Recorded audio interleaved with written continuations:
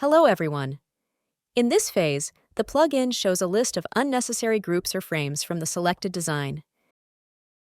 These will be converted into containers after export.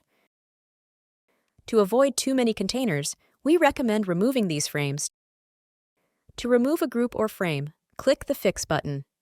This will remove the group or frame from the selected Figma design. You can check the frame in the navigation bar by clicking on its name. Clicking the icon will take you to the design.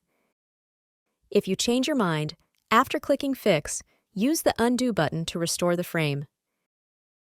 If you don't want to remove a group or frame, click the Ignore button to see the ignored frames again or any other changes.